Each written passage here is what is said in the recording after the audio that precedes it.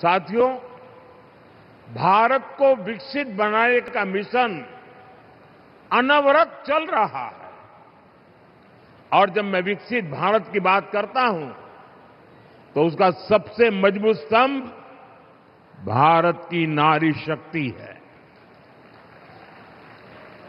आज इस कार्यक्रम में आप सभी बहनों बेटियों से एक महायज्ञ की शुरुआत के लिए आशीर्वाद लेने के लिए मैं आया हूं।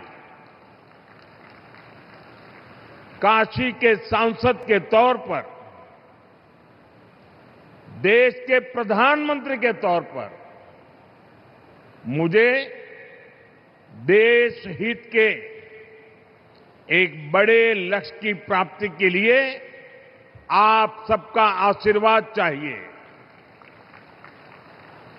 और ये बड़ा लक्ष्य है लोकसभा, विधानसभा में महिलाओं के लिए आरक्षण को लागू करना।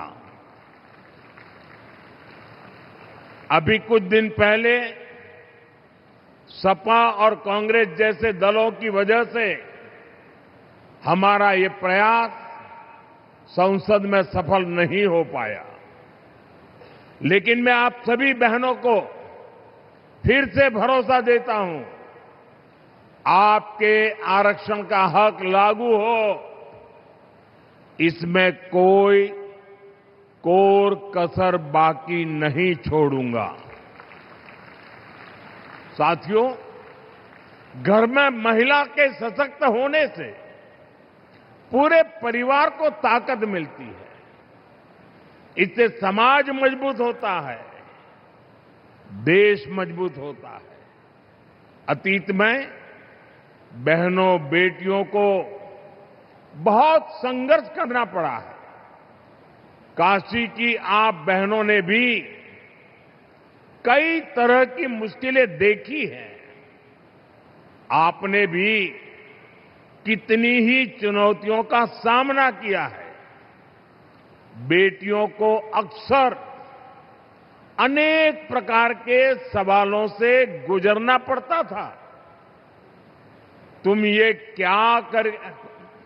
करके क्या करोगी? तुम्हें इसकी क्या जरूरत है? तू का करवू? तोहे का जरूरत है? तू चुप रह, ये काम तो से ना हो पाई।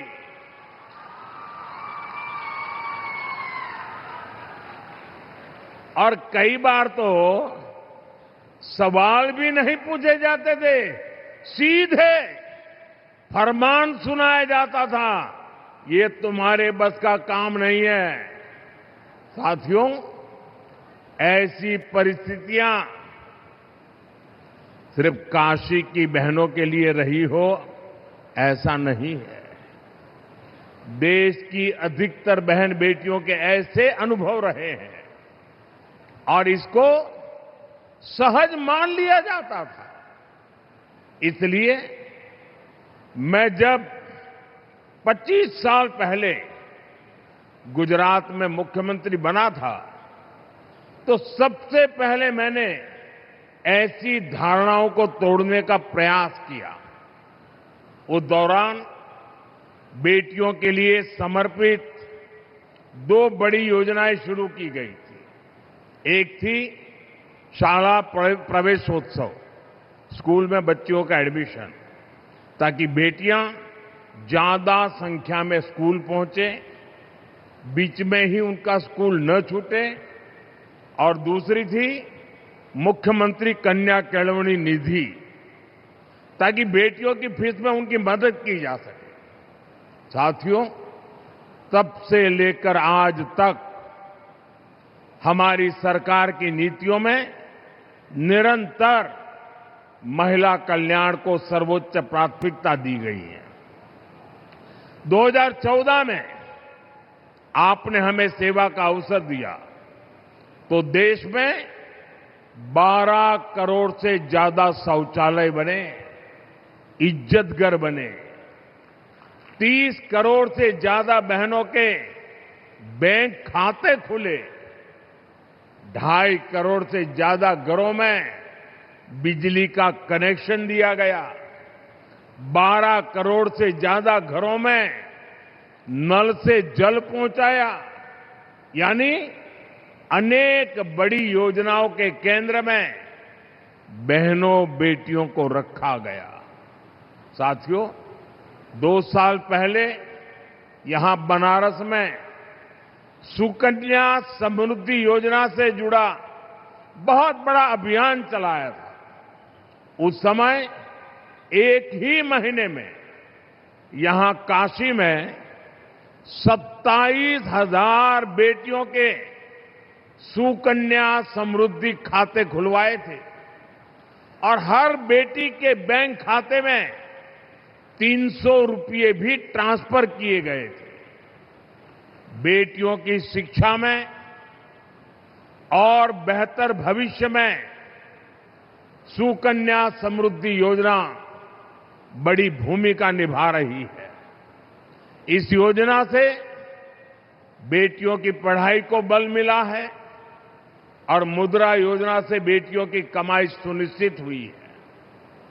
वहीं मातृवंदन योजना और आयुष्मान भारत योजना से बहनों बेटियों की दवाई का इंतजाम किया गया है। साथियों, पढ़ाई, कमाई और दवाई के साथ ही करोड़ों बहनों के नाम पर पहली बार कोई प्रॉपर्टी रजिस्टर हुई है। पीएम आवास योजना के ज्यादातर घर भी बहनों के नाम पर होते हैं।